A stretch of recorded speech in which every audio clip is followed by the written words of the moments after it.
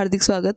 आज की इस क्लास में हम जगन्नाथ दास रत्नाकर जी द्वारा संपादित उद्धव शतक के कुछ पदों को पढ़ते हुए उनके अर्थ को समझने का प्रयास करेंगे। पिछली क्लास में हम पद संख्या 1 से 7 तक पढ़ चुके हैं, उनके अर्थ को समझ चुके हैं। तो इस वीडियो को देखने से पहले पिछली क्लास को देखें। पद संख्या 8 से आज हम शुरू करेंगे। पद संख्या 8 इस प्रकार है।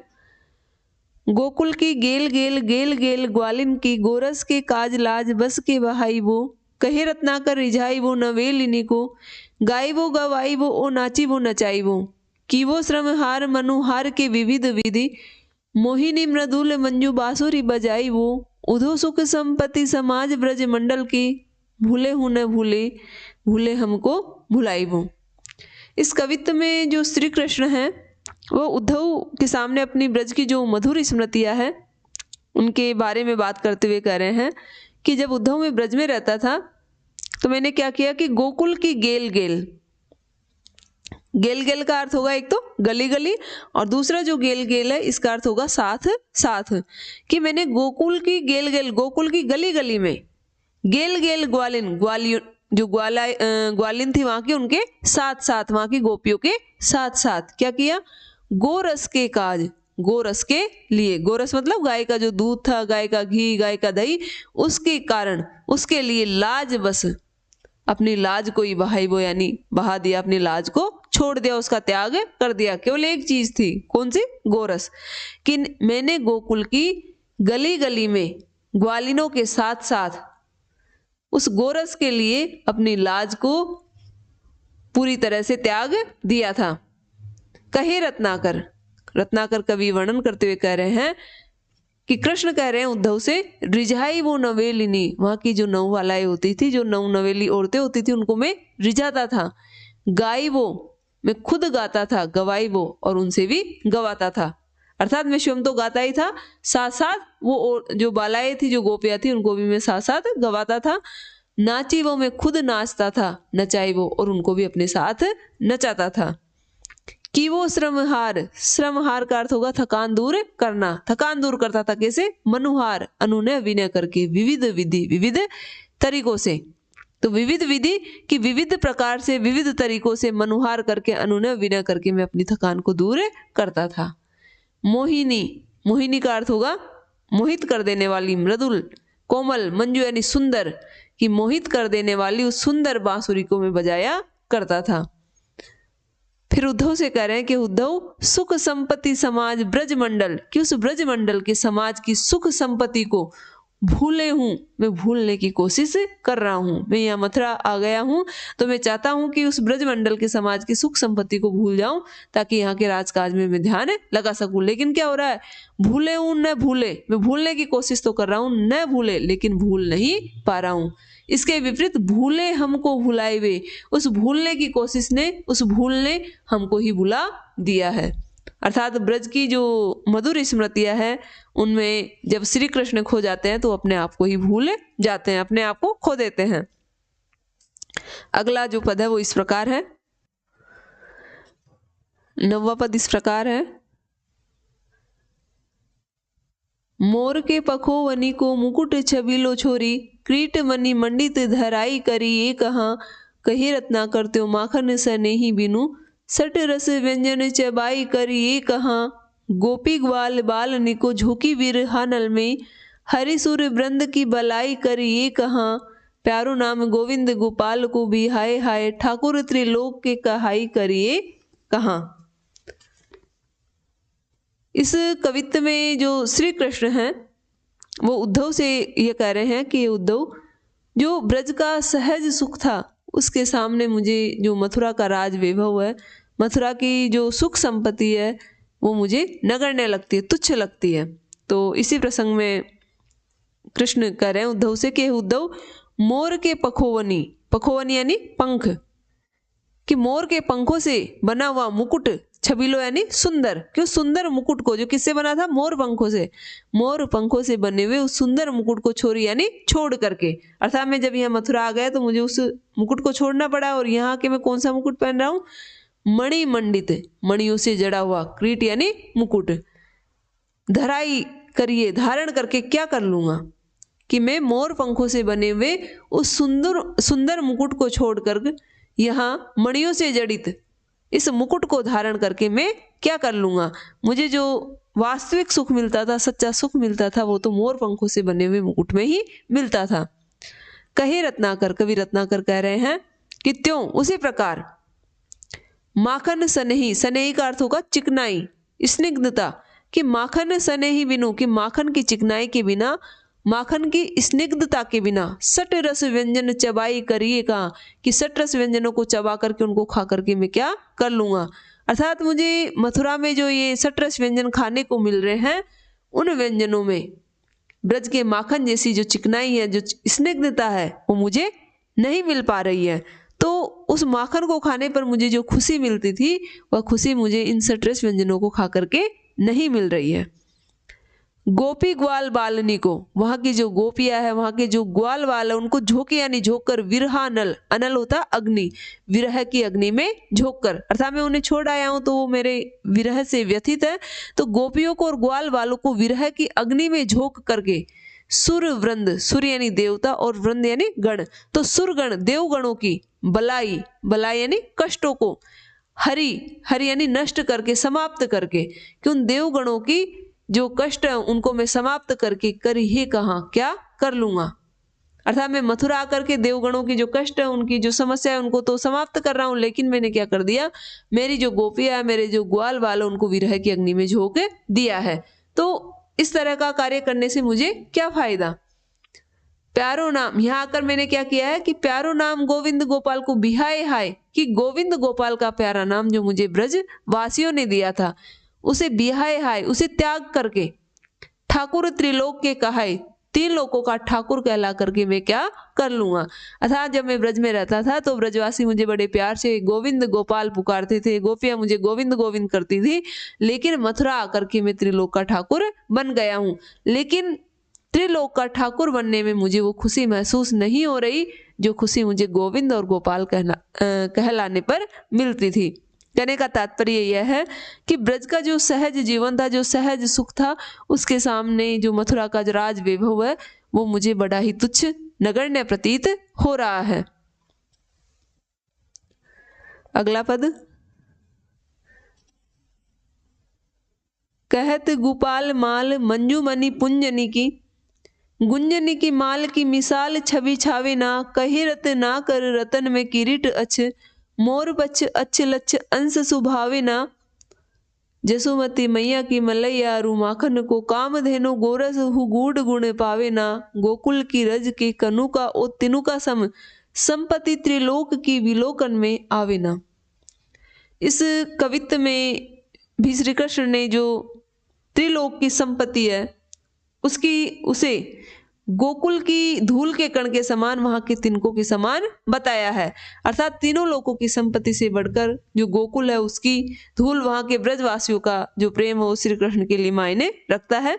तो इसी का वर्णन करते हुए कह रहे हैं रत्नाकर जी कि कृष्ण उद्धव से कह रहे हैं, कहत गोपाल, जो गोपाल है जो श्री कृष्ण को कह रहे हैं कि उद्धव माल मंजू, मंजू यानी होता है सुंदर, तो माल मंजू सुंदर माला, मणि पुंजनी, पुंजनी यानी गुथी हुई, मणि पुंजनी मणियों से गुथी हुई, कि मणियों से गुथी हुई जो सुंदर माला है उसे गुंजनी की माल, गुंजनी की माल का अर्थ है घूंघचियों की माला। जब श्री कृष्ण ब्रज में रहते थे तो गुंजनियों की माला अर्थात घूंघची की माला पहनते थे, और मथुरा में आके पहन रहे हैं वो मणियों से गुथी हुई माला। तो उस मणियों से गुथी हुई सुंदर माला को मिसाल, मिसाल यानी उपमा, छवि छावे ना, उसे मिसाल नहीं दी जा सकती, उपमा नहीं दी जा सकती, किसकी, जो घूंघची की माला है उसकी उपमा नहीं दी जा सकती। अर्थात जो घूंघची की माला है वो कृष्ण के लिए मणियों से गुथी हुई माला से भी बढ़कर थी, तो मणियों की जो माला वो घूंघचियों की माला की तुलना नहीं कर सकती है। कही रत्नाकर, कवि रत्नाकर कह रहे हैं कि रतन में किरीट, जो किरीट है, मुकुट है, श्री कृष्ण का जो मुकुट है कैसा, रत्नों से जड़ा हुआ, कि रत्नों से जुड़ा हुआ जो मुकुट है उसकी अच्छी यानी शोभा, रत्नों से जड़ित मुकुट की शोभा, मोर पक्ष, मोर पंखों से बने हुए मुकुट की अच्छी यानी शोभा, कि लक्ष्य अंश, लाखवें अंश, सुभावे ना, लाखवें अंश के बराबर भी नहीं है। अर्थात ये कवि ये कहना चाह रहा है कि जो मोर पंख का जो मुकुट है उस एक मुकुट के सामने अगर रत्नों से जड़ित लाखों मुकुट रख दिए जाए तो भी वो उस मोर पंख के मुकुट की तुलना नहीं कर सकते। मोर पंखों का मुकुट उन सबसे बढ़कर है। जसुमती मैया की मलैया माखन को कृष्ण कह रहे हैं कि माँ यशोदा ने मुझे जो मलाई और जो माखन खिलाया, उस मलाई और माखन के गूढ़ गुण, गूढ़ यानी होता छिपा हुआ, उनके छिपे हुए गुण के आगे कामधेनु गोरस, कामधेनु का जो गोरस है, कामधेनु का जो दूध दही है वो नगण्य है। कामधेनु का गोरस भी उस मलाई और माखन की तुलना मलाई और माखन के सामने वो भी नगण्य है, अर्थात उसे भी इन दोनों की आपस में तुलना नहीं की जा सकती है। संपत्ति त्रिलोक की विलोकन में आवे ना, कि विलोकन देखने पर, कृष्ण कह रहे हैं उद्धव से कि देखने पर मुझे क्या लगता है कि तीनों लोकों की जो संपत्ति है वो गोकुल की रज, रज यानी धूल, तो रज के कणों का, धूल की कणों का और तीनों का सम, कि तीनों लोकों की जो संपत्ति है वो गोकुल की धूल के कण और तिनकों के समान है। अर्थात जो गोकुल है, गोकुल का जो प्रेम है, गोकुल वासियों का जो सहज प्रेम था, वो तीनों लोकों की संपत्ति से बढ़कर मेरे लिए है। तीनों लोकों की जो संपत्ति है वो गोकुल की धूल के कण के समान, तिनके के समान मुझे प्रतीत होती है। अगला पद, राधा मुख मंजुल सुधाकर के ध्यान ही सो, प्रेम रत ना कर हिये यो उमगत है, त्यो ही विरहा तब प्रचंड सो उमड़ी अति, उरद उसास को झकोर यो जगत है, केवट विचार को विचारो पचिहारी जात, होत गुण पाल तत्काल न विगात है, करत गंभीर धीर लंगर न काज कछु, मन को जहाज डगी डूबन लागत है। इस कवित्व में जब कृष्ण है उन्हें राधा की स्मृति हो आती है तो कृष्ण किस तरह से विरह व्यथा से पीड़ित हो जाते हैं, इसी का चित्रण कवि ने किया है। कृष्ण उद्धव से कह रहे हैं कि उद्धव, राधा के मुख मंजुल, मंजुल यानी सुंदर, सुधाकर, सुधाकर यानी होगा चंद्रमा, और प्रेम रत्नाकर, रत्नाकर यानी समुद्र, तो प्रेम रत्नाकर प्रेम का समुद्र, कि राधा मुख मंजुल सुधाकर, कि चंद्रमा के समान राधा के सुंदर मुख का ध्यान ही सो, ध्यान करने पर, कि चंद्रमा के समान राधा के सुंदर मुख का जैसे ही मैं ध्यान करता हूँ, प्रेम रत्नाकर ही है यानी हृदय में, कि प्रेम का जो सागर वो मेरे हृदय में उमड़ने लगता है। अर्थात राधा की स्मृति होने मात्र से ही मेरे हृदय में प्रेम उत्पन्न हो जाता है, प्रेम का सागर है वो हिलोरे लेने लगता है, और जैसे ही प्रेम का सागर उमड़ता है त्यों ही वैसे ही विरहा तप, विरह की अग्नि प्रचंड सोमड़ी, प्रचंड रूप से उमड़ पड़ती है, प्रचंड रूप से मेरे हृदय में उत्पन्न हो जाती है, और उरद उसास, वो मेरे उरद यानी ऊंची, उसास यानी दुख भरे उच्छ्वासों को, जो दुख में गहरी लंबी सांस ली जाती है उसको बोला जाता है उसास। तो विरह की जो अग्नि है, मेरे जो ऊंचे ऊंचे उसास है उनको झकझोर कर जगत यानी जगह देती है, अर्थात मेरे हृदय में और ज्यादा विरह को वो बढ़ा देती है। और इससे क्या होता है, केवट विचार, जो विचार रूपी केवट है, विचार रूपी जो मल्लाह है वो पची यानी थक कर हार जाता है। अर्थात कहने का तात्पर्य यह है कि यदि कोई जहाज समुद्र में चल रहा है और तेज लहरों के कारण वो डगमगाने लगता है तो मल्लाह उसको नियंत्रित करने का प्रयास करता है, लेकिन यहाँ पर भी जो कृष्ण है जब विरह व्यथा से पीड़ित होकर वो डगमगा रहे हैं, उनका मन डगमगा रहा है, तो उनके विचार उनको नियंत्रित करने का प्रयास कर रहे हैं, लेकिन उनके विचार रूपी जो मल्लाह है वो क्या हो गया, लास्ट में पची हारी जात, थक करके हार गया। अर्थात अपने विचारों से वो अपनी विरह व्यथा को कम नहीं कर पा रहे हैं। तो इसी को इस पंक्ति में बताया कि केवट विचार को विचारो पची हारी जात, कि विचार रूपी जो मल्लाह है वो विचार कर करके पची यानी थक गया, वो हारी जात, अंत में वो हार गया। और इससे क्या हुआ, मन को जहाज, मन रूपी जो जहाज है तत्काल नभ जात है, कि मन रूपी जहाज का जो माल था वो तुरंत ही आकाश में उड़ जाता है। करत गंभीर धीर लंगर, और धीर लंगर, धैर्य को क्या माना, लंगर, धैर्य रूपी जो लंगर है न काज कछु, वह भी कोई काम नहीं कर पाता। इस कारण से कृष्ण कह रहे हैं कि मेरा मन रूपी जो जहाज है वो अंत में डगी डूबन, डगी यानी डगमगा कर, डूबने लगता है, कि मेरे सारे जो उपाय हैं वो निष्फल हो गए, मैं कोई भी मेरा उपाय काम नहीं कर पा रहा और ऐसा लग रहा अंत में कि मेरा मन रूपी जो जहाज है वो डगमगा करके डूबने लग रहा है। अगला पद है, सील सनी सुरुचि सुबात चले पूरब की, ओरई ओप उमगी द्रगनी मिदुराने थे, कही रत्ना कर अचानक चमक उठी, उर घन श्याम के अधीर कुलाने थे, आशा छन दूर दिन दिशो सुरपुर माही, ब्रज में सुदीन बारी वृंद हरियाने थे, नीर को प्रवाह कान नैन निके तीर भयो, धीर भयो उदो उर अचल रसाने थे।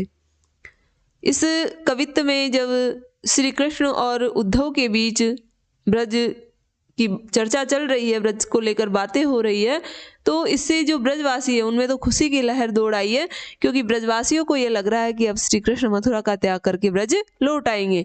और दूसरी तरफ जो देवता है, जो देव लोक है, वहां पर दुख का वातावरण छा गया है, या वहां दुख उदासी छा गई है, क्योंकि देवताओं को ये लग रहा है कि श्री कृष्ण अब देव कार्यों को छोड़ करके मथुरा को त्याग करके ब्रज लौट जाएंगे। तो इस कवित्व का अर्थ है वो दो संदर्भों में निकलेगा, एक कृष्ण के पक्ष में और एक पूर्वाई हवा के संदर्भ में। सबसे पहले हम कृष्ण के संदर्भ में समझते हैं कि जब कृष्ण और उद्धव आपस में बात कर रहे हैं तो बातें कैसी, सील सनी, सील सनी का अर्थ होगा यहाँ प्रेम से सनी हुई, प्रेम से युक्त, सुरुचि रुचिपूर्ण, सुबात अच्छी बातें चल रही है, यानी चल रही है। जब कृष्ण और उद्धव के बीच प्रेम से युक्त सुरुचिपूर्ण अच्छी बातें होने लगी, किसको लेकर, ब्रज को लेकर के, तो क्या हुआ, ओरई ओप, ओरई यानी अलग तरह की, ओप यानी आभा, चमक, उमगी यानी उमग आई, उत्पन्न हुआ, द्रगिनी यानी नेत्रों में, किसके नेत्रों में, श्री कृष्ण के। अर्थात ब्रज की जैसे ही चर्चा होने लगी तो श्री कृष्ण के नेत्रों की शोभा अलग ही तरह की हो गई, वो अंदर से क्या हो गए, खुश हो गए। अचानक चमक उठी और उनकी जो आंखें वो अचानक से चमक उठी, उनकी आंखों में चमक उत्पन्न हो गई। चर्चा चलने मात्र से ही जो श्री कृष्ण है उनकी आंखें चमक उठी। उर घनश्याम के, और घनश्याम अर्थात श्री कृष्ण का उर यानी हृदय क्या हो गया, अधीर हो उठा, अकुलाने थे, और वे व्याकुल हो उठे। और इससे क्या हुआ, जब श्री कृष्ण इस तरह से अधीर हो रहे हैं, व्याकुल हो रहे हैं, तो देवगणों को ये लग रहा कि अब तो वो ब्रज जाने के लिए अधीर हो उठे हैं, तो मथुरा को त्याग कर ब्रज चले जाएंगे। तो आशा छन्न, उनकी आशा टूट गई है। छन्न यानी टूटना, तो आशा छन्न, आशा का टूट जाना। अब क्या आशा टूटी, ब्रजवास जो देवता, उनको ये आशा थी पहले कि वो मथुरा रहकर देव कार्यों को संपन्न करेंगे, लेकिन उनकी आशा टूट गई कि अब वो मथुरा को त्याग करके ब्रज को लौट जाएंगे। तो इस कारण से क्या हुआ, दुर्दिन, दुर्दिन यानी बुरे दिन, या उदासी, दिशो यानी दिखाई देने लगी, सुरपुर देवलोक के माही यानी भीतर, कि देवलोक के भीतर इस कारण से बुरे दिन अर्थात उदासी छा गई है। और दूसरी तरफ ब्रज में सुदिन, सुदिन यानी अच्छे दिन आ गए हैं, या खुशी का वातावरण छा गया है। बारी वृंद, बारी वृंद का अर्थ होगा वहां की बालाओं के, हरियाने ते, प्रसन्न होने से, वहां की बालाओं के, वहां की गोपियों के प्रसन्न होने से ब्रज में सुदिन, खुशी का वातावरण छा गया है। बालाएं प्रसन्न क्यों है, इस आशा से कि श्री कृष्ण लौटेंगे और हमारी जो विरह व्यथा है, हमारी जो विरह की पीड़ा है उसको समाप्त करेंगे। और नीर को प्रवाह है, नीर का अर्थ होगा यहाँ पे आंसुओं से, आंसुओं का प्रवाह है, बहने लगा। कान नैननी, श्री कृष्ण के नेत्रों के तीर यानी किनारों से भाइयों भय उठा। और जब ऐसी चर्चा चल रही थी तो श्री कृष्ण के जो नेत्र है उनके किनारों से आंसुओं का जो प्रवाह वो भय उठा, उनकी आंखों से अश्रुधारा बहने लगी। और जब श्री कृष्ण की आंखों से अश्रुधारा बह रही है तो उन आंसुओं को देखकर धीर भयो, धीर यानी धैर्य, भयो यानी बह गया, धैर्य नष्ट हो गया। किसका, उद्धव का। उद्धव जो बड़े धैर्यशाली बन रहे थे उनका धैर्य भी नष्ट हो गया। उर अचल, उर यानी हृदय, और कैसा हृदय था उद्धव का, अचल, पर्वत के समान। पर्वत कैसा होता, कठोर। तो पर्वत के समान जो कठोर हृदय उद्धव का था वो भी रसाने ते, पिघलने लगा। श्री कृष्ण की विरह व्यथा को देखकर, उनकी पीड़ा को देखकर अचल उर, पत्थर के समान कठोर हृदय वाले जो उद्धव है वो भी पिघल उठे। अगला पद, प्रेम भरी कातरता कान की प्रगट होत, उद्धव अवाई रहे ज्ञान ध्यान सर के, कहे रत्नाकर धरा को धीर धूरी भयो, भूरी भीति भारनी फनिंद फन करके, सुर सुर राज सुध स्वार्थ सुभाव सने, संशय समाये धाये धाम विधि हर के, आई फिरी ओप ठाम ठाम ब्रज गाम निके, विरहिनी बाम निके, बाम अंग फरके। जब श्री कृष्ण और उद्धव के बीच ब्रज को लेकर जो चर्चाएं चल रही थी, तो श्री कृष्ण की जो कातरता है, विरह व्यथा के कारण वो अत्यधिक कातर हो गए थे और वो कातरता प्रकट हो आई। तो उसकी इस कातरता का जो पृथ्वी है, देवगण है, इंद्र है, इस पर क्या प्रभाव पड़ा, इसी का वर्णन करते हुए कवि कह रहे हैं कि प्रेम भरी कातरता कान की प्रकट होत, कि प्रेम से भरी हुई, प्रेम से युक्त जो श्री कृष्ण की कातरता थी वो प्रकट हो आई, उनके हाव भाव से उनकी कातरता दिखने लगी। तो श्री कृष्ण की कातरता को देखकर उद्धव अवाई रह गए, अवाई यानी अवाक रह गए, आश्चर्यचकित रह गए। उद्धव सोचने लगे कि इतने जो श्री कृष्ण स्वयं भगवान है साक्षात, वो इस विरह व्यथा से इतने पीड़ित है, तो इस तरह कातर हो रहे हैं, तो उद्धव भी अवाक रह गए, आश्चर्यचकित रह गए। ज्ञान ध्यान सरके, उनका ज्ञान ध्यान सरक गया। सरकने से तात्पर्य उनका जो ज्ञान ध्यान था वो गायब हो गया। किसका? उद्धव का। कहे रत्नाकर, रत्नाकर कह रहे हैं कि धरा को धीर, धरा यानी धरती का, धीर यानी धैर्य, धूरी भयो नष्ट हो गया, गायब हो गया, कि धरती का जो धैर्य था वो भी खत्म हो गया। श्री कृष्ण की प्रेम भरी कातरता का ऐसा प्रभाव पड़ा कि धरती ने भी अपना धैर्य छोड़ दिया। और इससे क्या हुआ? फनिंद फण, फनिंद फण शेषनाग के फणों में, जो शेषनाग क्या करता है, भार, पृथ्वी के भार को ढोता है, उस शेषनाग के फणों में भी भूरी भीति भय के कारण वो दर्द होने लगा। जब धरती ने धैर्य खो दिया, धरती डगमगा रही है, तो शेषनाग के जो फण हैं वो भी भार के कारण क्या हो रहे हैं, उनमें भी दर्द हो रहा है। और सुर यानी देवता और सुरराज बोलते हैं इंद्र को, जो देवता और इंद्र जो शुद्ध स्वार्थी स्वभाव यानी स्वभाव के थे, अर्थात जो अपना ही स्वार्थ देखते हैं, तो ऐसे शुद्ध स्वार्थी स्वभाव वाले देवता और इंद्रराज, इंद्र है वो संशय समाये, संशय के साथ, उनमें संशय क्या था कि श्री कृष्ण अब छोड़कर मथुरा छोड़ के ब्रज जाएंगे, तो इस संशय के कारण धाय यानी दौड़ पड़े, धाम यानी निवास पर, विधि हर, हर यानी शिव के, और वो शिव के धाम की तरफ, शिव के निवास स्थान की तरफ दौड़ने लगे अपनी समस्या को लेकर, कि हमारी समस्या का समाधान अब कौन करेंगे, हर अर्थात शिव करेंगे। तो अपनी समस्याओं को लेकर के वो शिव के धाम की तरफ दौड़ पड़े।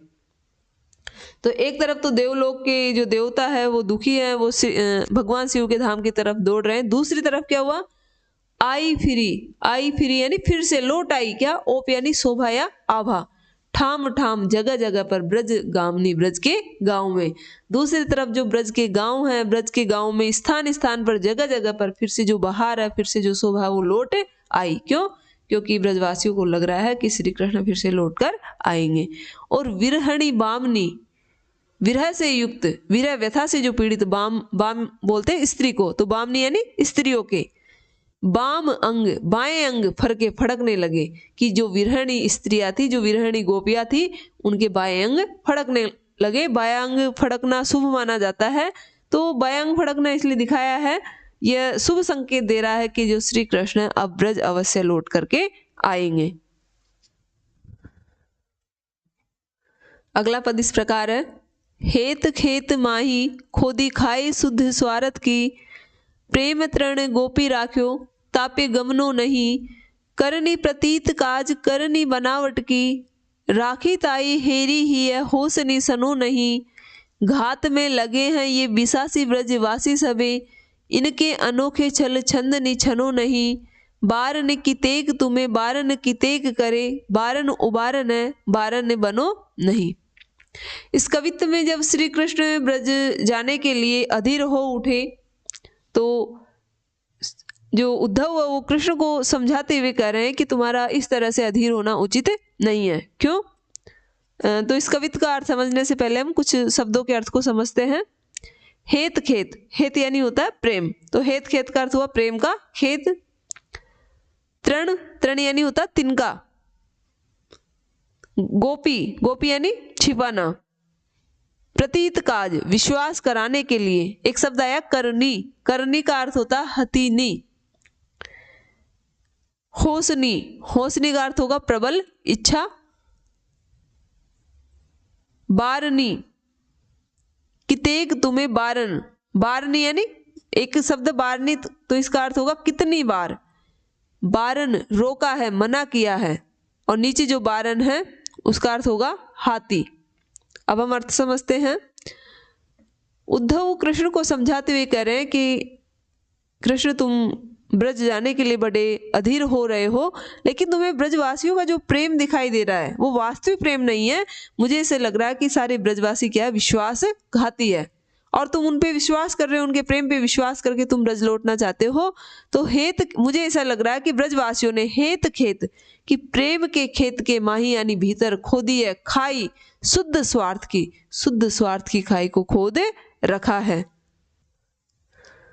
कि शुद्ध स्वार्थ की जो खाई है वो ब्रजवासियों ने अपने प्रेम रूपी खेत के भीतर खोद रखी है। और क्या किया उस खाई को खोदकर, प्रेम तृण, प्रेम के तृण यानी तिनकों से, प्रेम रूपी तिनकों से गोपी राख को छिपा रखा है, और उस खाई को खोद करके प्रेम रूपी जो तिनके हैं उनसे उसको छिपा रखा है। इस कारण से तापे उस तरफ गमनो नहीं, तुमको जाना नहीं है।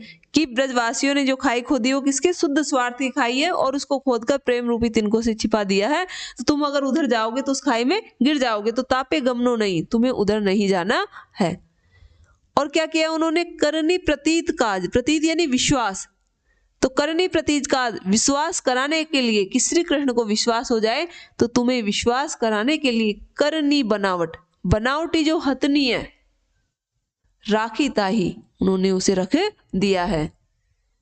तो ही है अपने हृदय में होसनी प्रबल इच्छा सनो नहीं रखनी है। तुम्हें अपने हृदय में वहां जाने की प्रबल इच्छा नहीं रखनी है।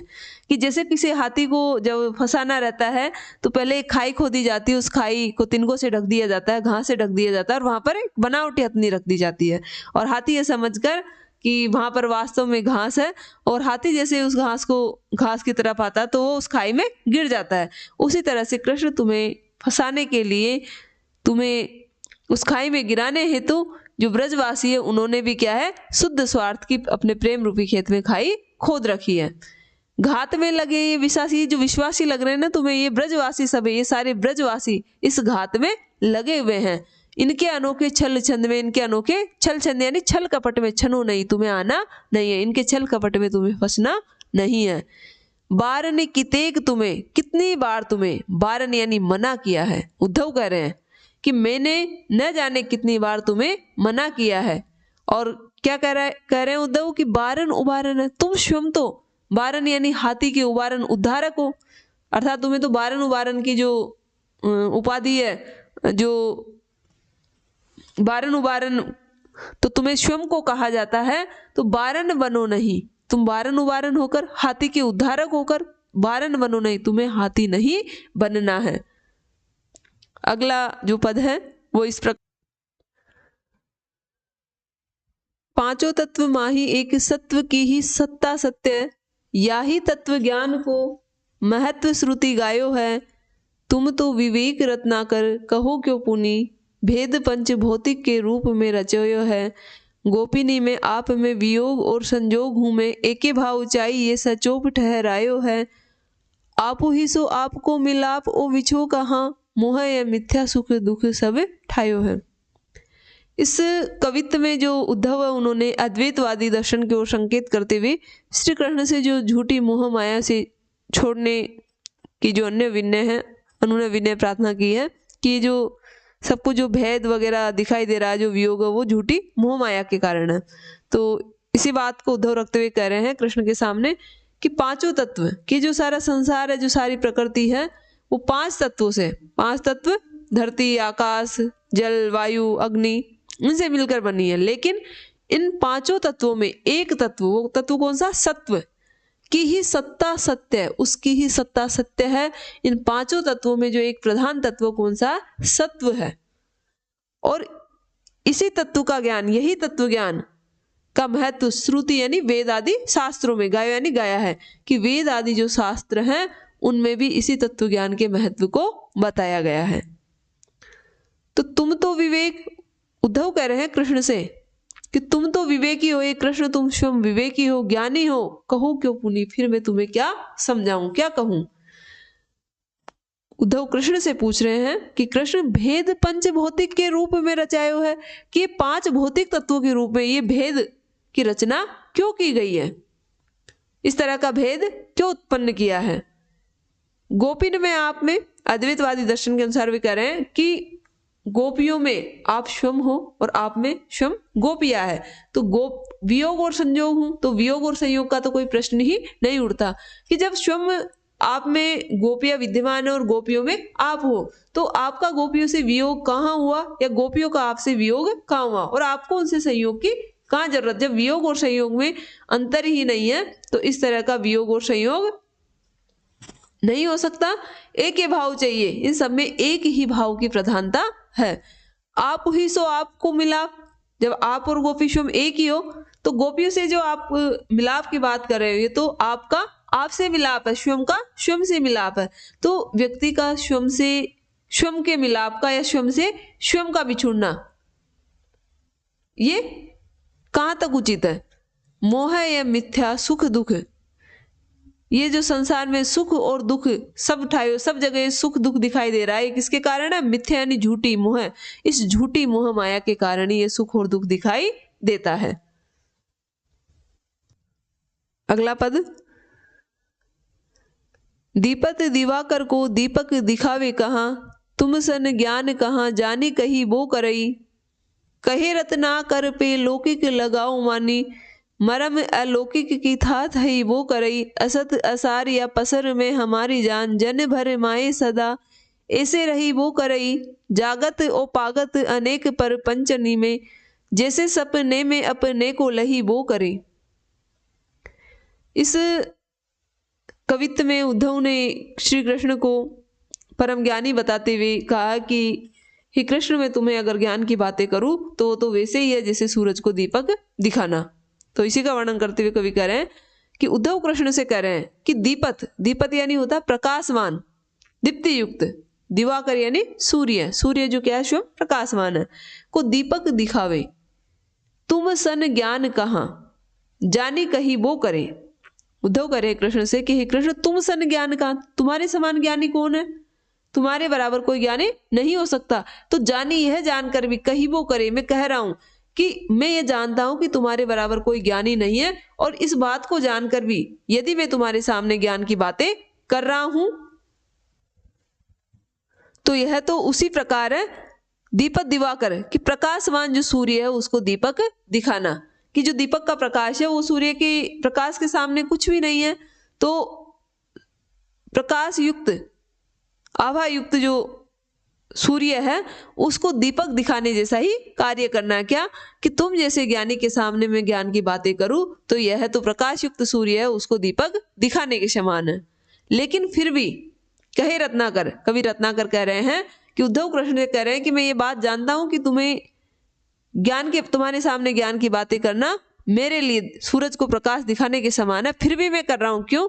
लौकिक लगाव मानी, तुमसे मेरा लौकिक लगाव है, सांसारिक रिश्ता है, किसका? मित्र का। तो मित्र के रूप में सांसारिक लगाव जान करके मरम यानी रहस्य, अलौकिक था ही वो करे, अलौकिक रहस्य की जो बातें वो मैं तुम्हारे सामने कर रहा हूं। और क्या है वो अलौकिक रहस्य? उद्धव समझा रहे हैं कृष्ण को, असत असार कि जो संसार है वो कैसा? असत, असत्य है, असार सारहीन है। हमारी जान यानी समझ में, कि मेरी समझ के अनुसार ये जो सारा संसार है वो असत है, असत्य है, असार सारहीन है। फिर भी जन जो लोग है, जो व्यक्ति है वो भरमाए भ्रमवश सदा ऐसे रही वो करे, सदैव ऐसे रहते हैं। कि वास्तविकता यह है कि संसार असत्य है, सारहीन है, फिर भी भ्रम के कारण जो व्यक्ति है, जो लोग हैं यहाँ के, वो सदैव इस प्रकार से रहते हैं जैसे सपने में अपने को लही वो करे। कैसे? जैसे सपने में अपने यानी स्वयं को लही वो यानी पाता है व्यक्ति, कैसे? जागता हुआ, और पागत लिप्त अनेक प्रपंचों में, कि जो जब व्यक्ति को सपना आता है तो वह सपने में अपने को अर्थात स्वयं को जागते हुए पाता है और अनेक प्रपंचों में लीन पाता है। जब व्यक्ति को सपना आता रहता है तो वो जो चीजें सपने में हो रही है तो वो सोचता है कि चीजें वास्तविक है, और वह अनेक प्रपंचों में अनेक सांसारिक कार्यों में अपने को लीन पाता है। लेकिन जैसे ही सपना टूटता है तो उसका भ्रम भी टूट जाता है। तो उसी प्रकार से सपने की भांति जो व्यक्ति है वो सदैव इस संसार में इस भ्रम में पड़े रहते हैं। वो ये नहीं समझ पाते कि संसार क्या है? असत है और असार है। लेकिन जैसे ये सपना टूटता है उसी तरह एक दिन उनका यह भ्रम भी टूट जाता है।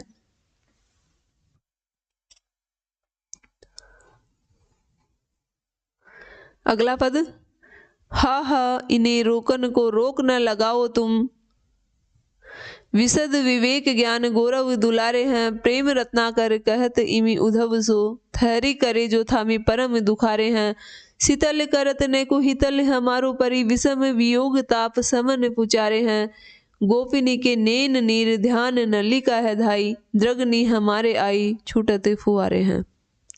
इस कवित्व में जो गोपियों की विरह व्यथा है, उसकी पीड़ा से जो श्री कृष्ण हैं उनकी आंखों में भी आंसू आने लग जाते हैं, वो भी विरह से अत्यधिक व्यथित हो जाते हैं। इसी बात को कृष्ण उद्धव के सामने रख रहे हैं।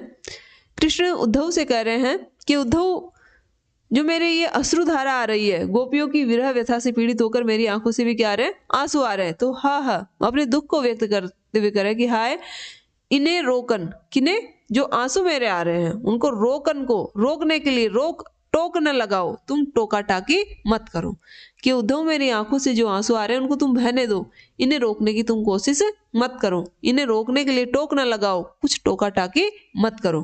तुम तो क्या हो, विवेकी हो, विशद विवेक ज्ञानी हो, गौरव दुलारे गौरव के भंडार हो, कि हे उद्धव तुम तो विवेकी हो, ज्ञानी हो, गौरव के भंडार हो, फिर तुम ऐसा अविवेकी कार्य क्यों कर रहे हो। प्रेम रत्नाकर, रत्नाकर जी वर्णन करते हुए कह रहे हैं कि इमी उद्धव सो कहत, इस तरह उद्धव से कहकर श्री कृष्ण ने क्या किया, थहरी करे जो, थहरी यानी कांप उठा या कांपते हुए, करे जो यानी हृदय को, कलेजे को थामी संभालने लगे, परम दुखारे अत्यधिक दुखी होते हुए। और उद्धव से यह बात कहते हुए, इस तरह की बातें कहते हुए श्री कृष्ण अपने कांपते हुए जो हृदय है, कलेजे हैं, उसको अत्यंत दुख के साथ संभालने की कोशिश करने लगे।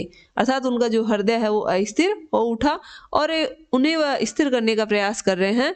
फिर उद्धव से कह रहे हैं कृष्ण कि शीतल करत नेकु, कि जो आंसू बह रहे हैं मेरी आंखों से, वो शीतल करत, शीतलता प्रदान करते हैं, ठंडक प्रदान करते हैं, नेकु यानी थोड़ी सी, हीतल यानी हृदय को हमारो, कि हमारे हृदय को ये जो आंसू है, ये अश्रुधारा है, वो शीतलता प्रदान करती है।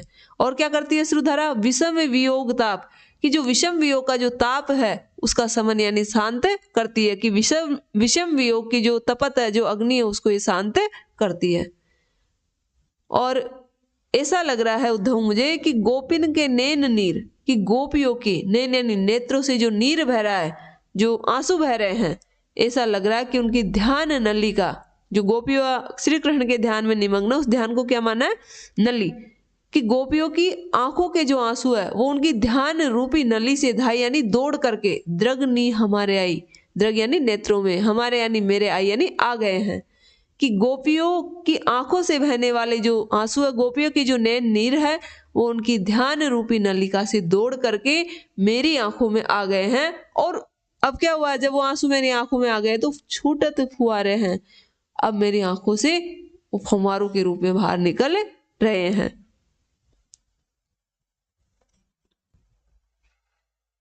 अगला पद, प्रेम नेम निफल निवारी उर अंतरते, ब्रह्म ज्ञान आनंद निधान भरी लेहे हम, कहे रत ना कर सुधाकर मुखी निधान, आंसू निसो धोई ज्योति जोई जरी लेहे हम, आओ एक बार धारी गोकुल गली की धुरी, तब इन्हीं नीति की प्रतीति धरी ले हम, मन सो करे जिसो श्रवण सिर आंखी निसो, उधव तिहारी सीख भीख करी लेहे हम। जब उद्धव ने श्री कृष्ण को अद्वैतवाद का जो सिद्धांत था उसे समझाने का प्रयास किया, अपने निर्गुण ज्ञान की जो बातें हैं वो जो अब श्री कृष्ण के समक्ष कहने लगे, तो कृष्ण ने उद्धव से कहा कि तुम अपने इस अद्वैतवाद का जो सिद्धांत है उन्हें एक बार गोपियों को समझा कराओ। अगर गोपियों ने तुम्हारे सिद्धांत को स्वीकार कर लिया, तुम्हारी निर्गुण ज्ञान की बात को स्वीकार कर लिया, तो मैं भी इस चीज को, तुम्हारा जो ये निर्गुण ज्ञान का जो सिद्धांत है उसको मैं परिपूर्ण रूप से मैं भी स्वीकार कर लूंगा। तो इसी का वर्णन करते हुए कह रहे हैं कवि, कृष्ण उद्धव से कह रहे हैं कि प्रेम नेम, कि प्रेम का नेम यानी नियम, व्रत, जो कैसा है, निफल, फलहीन है, जो कृष्ण और गोपियों का जो प्रेम है, तो कि हमारा जो प्रेम का व्रत है जिसे तुम क्या बता रहे हो, निफल फलहीन बता रहे हो, तो मैं इस फलहीन प्रेम के व्रत को निवारी यानी छोड़ दूंगा उर अंतर, उर यानी हृदय से, उर अंतर अपने हृदय से ही, कि मैं अपने हृदय से ही इस फलहीन प्रेम के व्रत को छोड़ दूंगा और क्या करूंगा, ब्रह्म ज्ञान आनंद निधान, ब्रह्म ज्ञान का आनंद निधान, निधान यानी भंडार, और ब्रह्म ज्ञान का आनंद रूपी जो भंडार है उसे भरी ले अपने हृदय में भर लूंगा, कि फलहीन इस प्रेम के व्रत को छोड़कर अपने हृदय से इसको त्याग कर मैं ब्रह्म ज्ञान के आनंद रूपी भंडार को अपने हृदय में भर लूंगा। कहे रत्नाकर, रत्नाकर जी कह रहे हैं कि कृष्ण कह रहे हैं उद्धव से कि सुधाकर मुखिनी, सुधाकर यानी चंद्रमा के समान मुख वाली जो गोपियां, उनके ध्यान को, कि चंद्रमा के समान सुंदर मुख वाली गोपियों के ध्यान को, उनकी यादों को आंसू नी सो धोई, अपनी आंसुओं से मैं धो दूंगा, अपनी आंसुओं से उनकी यादों को मैं बहा दूंगा, और ज्योति जोई, उस ब्रह्म ज्ञान की ज्योति में को जोई यानी जलाकर, जरी ले हैं हम स्वयं को जला लेंगे। कृष्ण कह रहे हैं कि तुम मेरे सामने जिस निर्गुण ब्रह्म की, निर्गुण ज्ञान की बात कर रहे हो, तो उस ज्ञान में, उस ज्ञान की ज्योति से मैं स्वयं को जला लूंगा, लेकिन मैं इस चीज को करने के लिए तैयार हूं, लेकिन उद्धव तुम्हें भी एक काम करना पड़ेगा। वो काम क्या है कि आओ एक बार धारी गोकुल गली की धूरी, धूरी यानी धूल, कि एक बार तुम गोकुल की गलियों में जाओ और गोकुल की गलियों की धूल को धारी यानी धारण करो, कि मैं तो ये सब कुछ करने के लिए तैयार हूं, लेकिन इससे पहले उद्धव तुम्हें भी गोकुल की गलियों में जाना पड़ेगा, और तुम वहां गोकुल की गलियों में जाकर के गोकुल की गलियों की धूल को एक बार धारण करो, तब यही नीति की प्रतीति धरी ले हम, फिर तुम जिस नीति की, जिस निर्गुण नीति की बात कर रहे हो उस पर हम विश्वास, प्रतीति यानी विश्वास, धरी ले विश्वास कर लेंगे, कि तुम्हारे जो निर्गुण ब्रह्म है, तुम्हारा जो निर्गुण ब्रह्म ज्ञान है उस पर हम विश्वास कर लेंगे, लेकिन इससे पहले तुम्हें गोकुल की गलियों में जाकर वहां की धूल को धारण करके आना पड़ेगा। और तुमने अगर ये काम कर लिया तो तुम्हारा जो ये निर्गुण ज्ञान है उसको मैं मन से, करेजे सो मतलब कलेजे से, श्रवण कानों से, सिर से, आंखों से, अर्थात परिपूर्ण रूप से तुम्हारी जो शिक्षा है, सीख भीख, तुम्हारी जो निर्गुण ज्ञान की जो सीख है, जो शिक्षा है, उसको भीख की भांति परिपूर्ण रूप से स्वीकार कर लूंगा, कि उद्धव तिहारी, के उद्धव तिहारी यानी तुम्हारी सीख, उद्धव की शिक्षा को क्या माना, भीख के समान, भीख करी ले हैं हम, कि तुम्हारी जो शिक्षा है उसे भीख की भांति में परिपूर्ण रूप से स्वीकार कर लूंगा। अर्थात जब किसी भिखारी को भीख दी जाती है तो वह बड़े परिपूर्ण भाव से, पूरे उत्साह के साथ खुश होकर उस भीख को ग्रहण करता है, तो उसी प्रकार तुम्हारी जो निर्गुण ज्ञान रूपी भीख है उसको मैं भी अपने मन से, अपने करेजे से, अपने हृदय से, अपने श्रवण यानी कानों से, अपने सिर से, अपनी आंखों से, अर्थात पूरे मन के साथ परिपूर्ण रूप से तुम्हारी उस सीख को स्वीकार करने के लिए, उसको मानने के लिए तैयार हूं, लेकिन एक बार तुम गोकुल जाओ और वहां की गोपियों को यह सिद्धांत समझा करके आओ। और उन्होंने इस सिद्धांत को अगर स्वीकार कर लिया तो कृष्ण भी उस सिद्धांत को स्वीकार करने के लिए तैयार है। अगला पद, बात चले जिनकी उड़ात धीर धुरी भयो, उधो मंत्र फूकने चले हैं तीने ज्ञानी है। कही रत्नाकर गोपाल के हिय में उठी, हुक मुक भाई निकी अकह कहानी है। गहवर कंठ न कडन संदेश पायो, नैन मग तोलो आनी बेन अगवानी है। प्राकृत प्रभाव सो पलट मन मानी पाई, पानी आज सकल सवारों काज बानी है। जब जो उद्धव है वो गोपियों को समझाने हेतु, गोपियों को निर्गुण ज्ञान का उपदेश देने हेतु ब्रज जाने के लिए तैयार हो उठे, तो श्री कृष्ण के हृदय में जो व्याकुलता उत्पन्न हुई उसी का वर्णन इस कवित्व में किया है। तो पहली जो पंक्ति है उसके दो अर्थ निकलेंगे कि बात चले, बात यानी हवा, और एक होगा बात का अर्थ चर्चा। तो बात चले, जब वायु चलती है, हवा चलती है, तो उड़ात यानी उड़ते हैं, धूरी यानी धूल के कण, कि जब वायु चलती है तो धूल के कण उड़ जाते हैं। तो जिस प्रकार वायु चलने पर धूल के कण उड़ते हैं, उसी प्रकार से उद्धव के ब्रज के लिए जाने हेतु तैयार होने पर कृष्ण का धीर यानी धैर्य भी उड़ गया, उनका धैर्य भी समाप्त हो गया। अर्थात जब गोपियों की चर्चा हो रही है तो गोपियों की चर्चा सुनकर, उनकी बातें सुनकर जो कृष्ण हैं वो अपने धैर्य को खो चुके हैं। उद्धव मंत्र फूकने चले हैं तीने, तीने यानी उन गोपियों को, ज्ञानी है वो, ज्ञानी बनकर, और उद्धव है वो क्या बनकर, ज्ञानी बनकर मंत्र फूकन चले हैं, मंत्र फूकने चले हैं, अर्थात समझाने चले हैं किन्हें, गोपियों को। जो उद्धव है वो बड़े ज्ञानी बनकर के उन गोपियों के सामने निर्गुण ज्ञान का मंत्र फूकने के लिए चले हैं, निर्गुण ज्ञान का मंत्र उन्हें समझाने के लिए चले हैं। कहे रत्नाकर, रत्नाकर जी कह रहे हैं, इस अवसर पर गोपाल के हिये में श्री कृष्ण के हृदय में उठी, क्या उठी, हुक यानी कसक उठी, किसकी, मूक भायनी, मूक भावों की अकह कहानी, अकथनीय कहानी। अकह कहानी ऐसी कहानी जिसको कहा नहीं जा सके, जिसका वर्णन नहीं किया जा, तो अकह कहानी, अकथनीय कहानी की मूक भावों की एक कसक कृष्ण के हृदय में उठ गई। अर्थात वो बहुत सारी चीजें हैं, बहुत सारे संदेश वो गोपियों तक पहुंचाना चाह रहे हैं, लेकिन वो अपने संदेशों को कह नहीं पा रहे और उनके हृदय में एक तरह की कसक उत्पन्न हो गई है।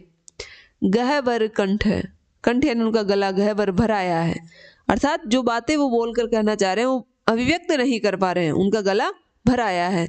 और गला भरने के कारण न कड़न संदेश पायो है, जो संदेश वो गोपियों तक पहुंचाना चाह रहे थे वो संदेश उनके गले से नहीं निकल पा रहा, वो बोल करके बता नहीं पा रहे हैं। और क्या हुआ, नैन मग तोला आनी बेन अगवानी है।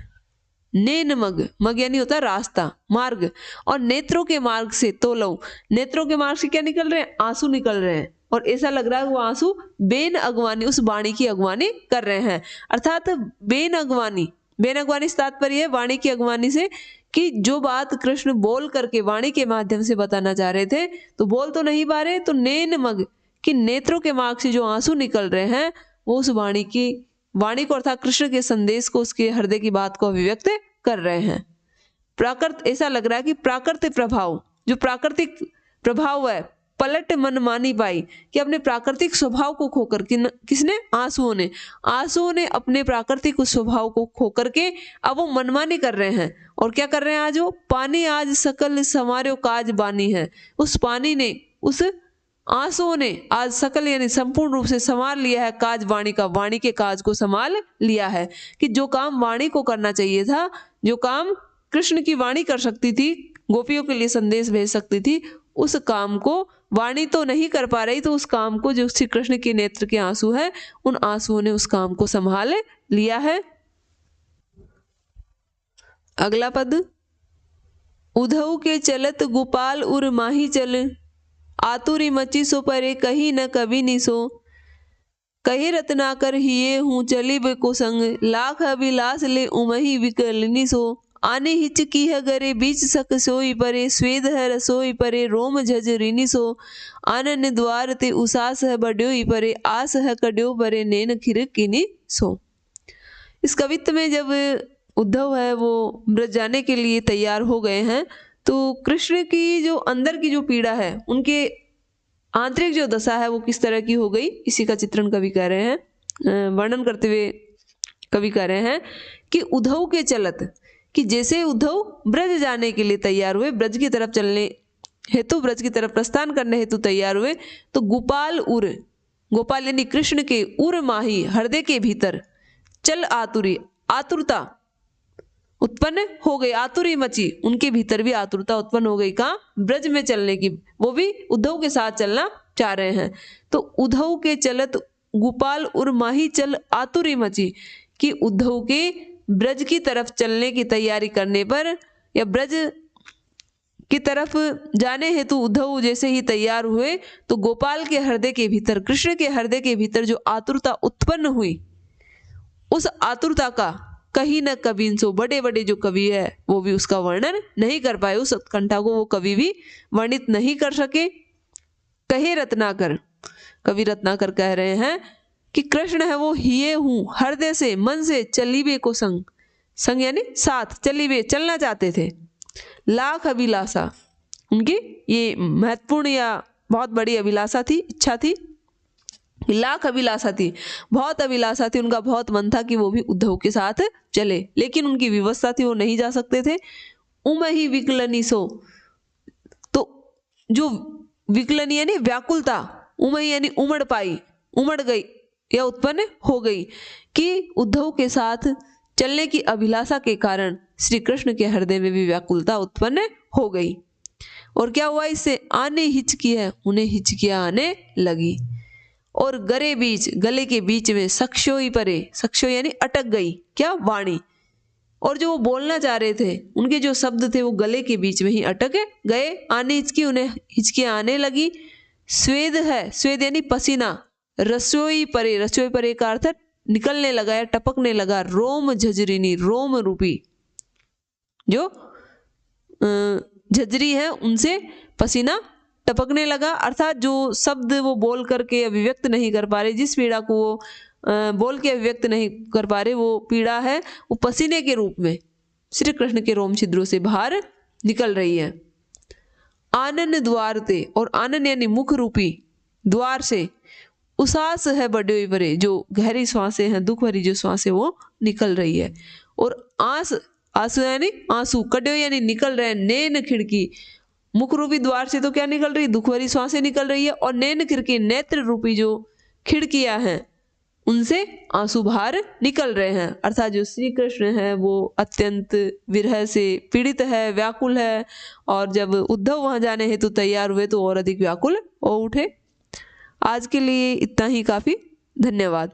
नेक्स्ट जो पद है वो हम अगली क्लास में पढ़ेंगे।